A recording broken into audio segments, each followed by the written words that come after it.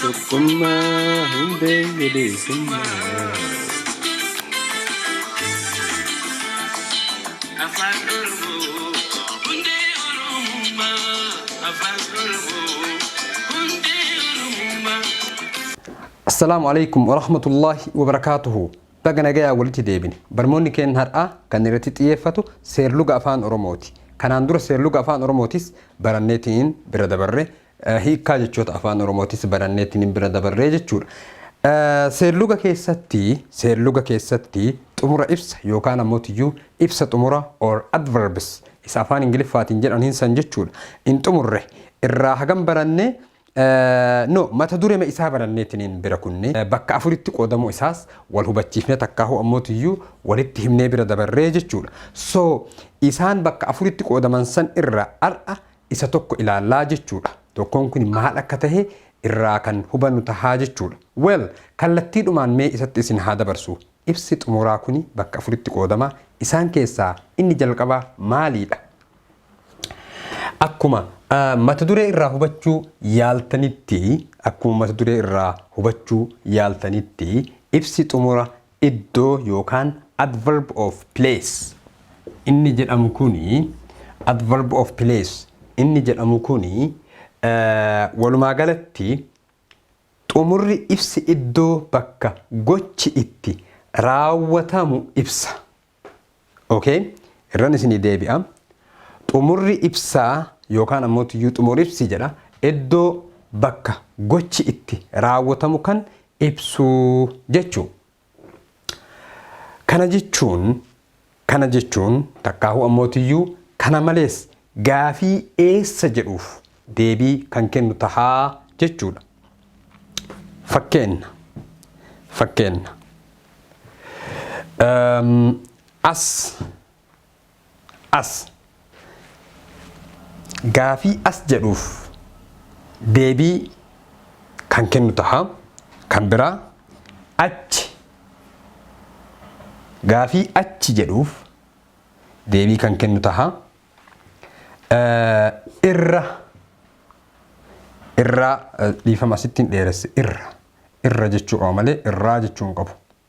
Irra garaagarummaan irraa fi irraa waan guddaadha. So irra kan biraa immoo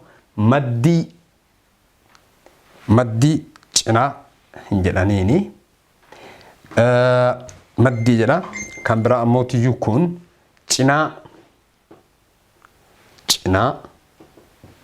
Okay.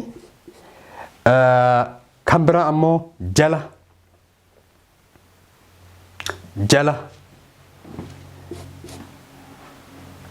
Kan biraa gubbaa.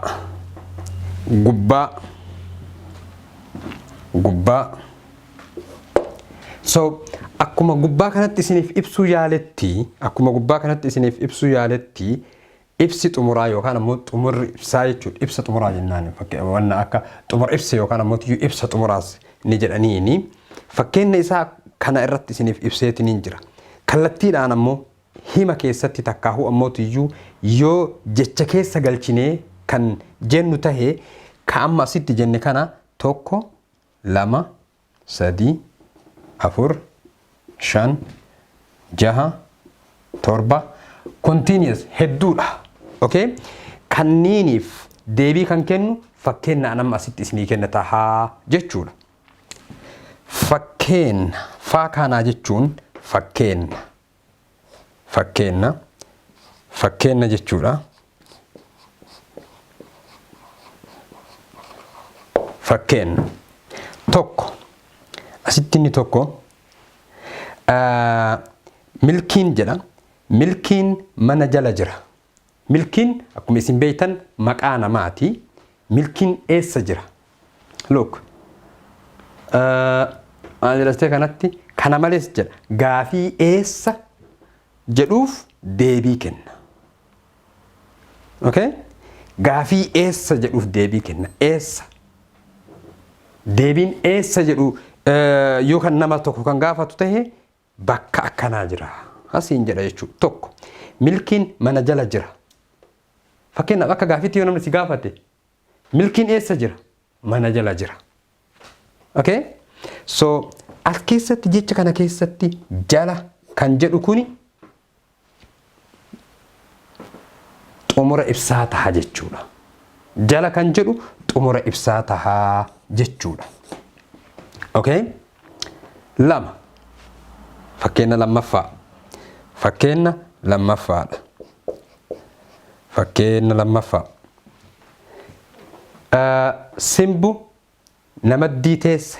Simbu jechuun maqaa dubaraati. Simbu jechuun maqaa dubaraati. Simboon yookaan simbuun maqaa durbaati. Simbu namaddii teesse. Simbu eessa teesse? Eessa kunoodha. Kana malees gaafii eessa? Gaafii eessa jedhu kanaaf kan deebii tahuu jechuudha. Simbu namaddii teesse. Simbu eessa teessi? Namaddii teessi. Fakkeenyaaf amma faamiliin kan kee bilbilanii obboleettiin kan kee simbu eessa teessi? Namaddii teessi. Okay? So eessa teessi? Maddii jechi maddii jedhu kuni maal jechuudha? Xumura ibsa yookaan ammoo tiyyuu xumura ibsa iddoo tokko wanta iddoo tokko kan ibsu jechuudha. Iddoo kana teesse, iddoo kana waan akkas akkasii, kan iddoo kana jira, iddoo kana teesse, iddoo sanii gubbaa jala waan akkas akkasii kan ibsu jechuudha. Fakkeenya sadaffaa. Fakkeenya sadaffaa. Okay? Naantuun harkaa walitti buute.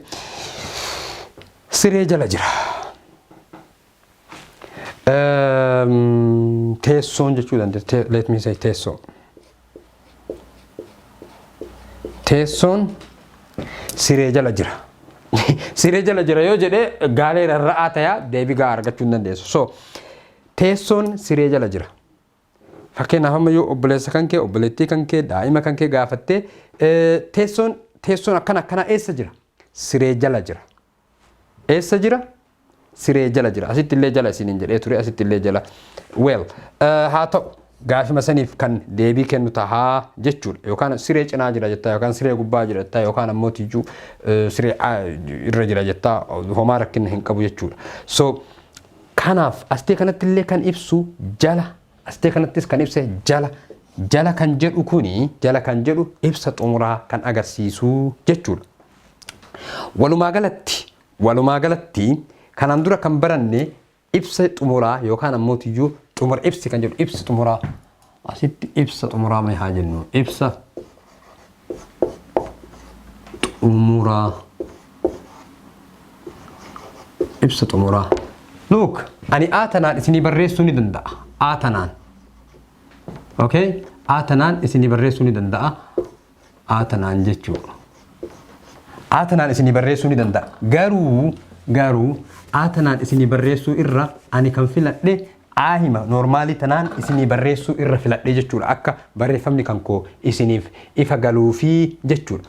Barnoonni keenya har'aa ibsa xumuraa takkaahuu ammoo tiyyuu xumura ibsaa irratti kan hundaa'e yommuu ta'u isaannan bakka afuritti qoodaman keessaa isa lakkoofsa tokkoffaa irratti takkaahuu ammoo tiyyuu adverb of place yookaan ammoo ibsa xumura iddoo kan jedhu ilaallee jechuudha. Yeroo itti aanutti 3 hanga 4 kan jiranis tartiibumaan tokko tokkoon kan ilaallu yommuu ta'u barnoonni keenya har'aa kanaan xumurama. Chaayinaaliin kun chaayinaalii afaan Oromooti. Subscribe, share, like, comment gochuu hin dagatina. Hanga barnoota biraatiin walitti deebinutti nagayaan jiraadhaa.